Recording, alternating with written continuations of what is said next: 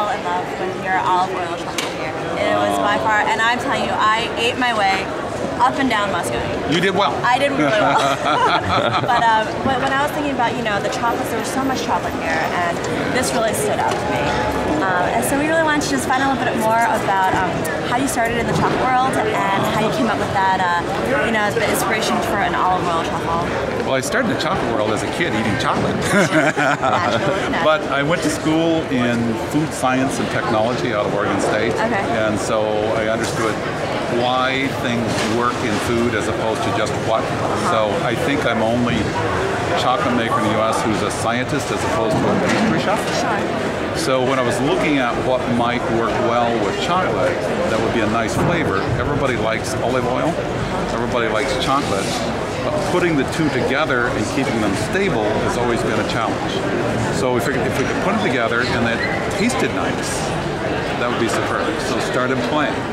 And about 7 months ago, that's when we first started, and tried to figure out how do you make a truffle that will stay together, and then once we figured out how to make it stay together, figure out what olive oil would be perfect to fit with it. And we ended up choosing an olive oil called Crete, which is from Crete, little teeny producer, extremely high quality, and very high antioxidants in it, which is cool. I'm moving things away here. Okay, so we ended up using their olive oil and then just balanced it with the chocolate. And then we had to figure out what we're going to put on the outside, which is a milk, because dark chocolate would overwhelm it. Then put a little bit of fleur de sel and sea salt on top, just to accent. That's what we did. Wonderful. Now, so as a kid, I know you grew up, I think we were talking yesterday, spending all of your allowance money on. I did. And there was a great story that you told me about Alaska. Oh, I did. Yeah, in Alaska. I made really good money in Alaska as a kid.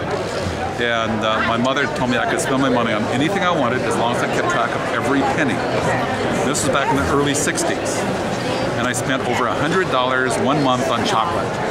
That's a lot of chocolate. And it's a lot of chocolate. But I enjoy good chocolate, and I've now made chocolate from every bean in the world.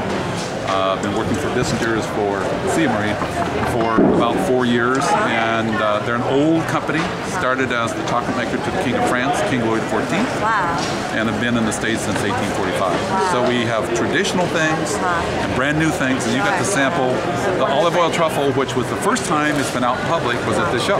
Wow! And other people loved it. It was cool. Do you have a personal favorite? Personal favorite? Yeah. Of everything that we do? Everything that you do, if you had to We do one. a fresh raspberry chocolate that we do 6 weeks out of the year. It's a special raspberry that's flown into us daily. We coat it in chocolate, ship out around the world.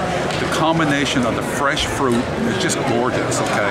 With this dark couverture is my favorite. So it's nice. Wonderful. Yeah, enjoy it.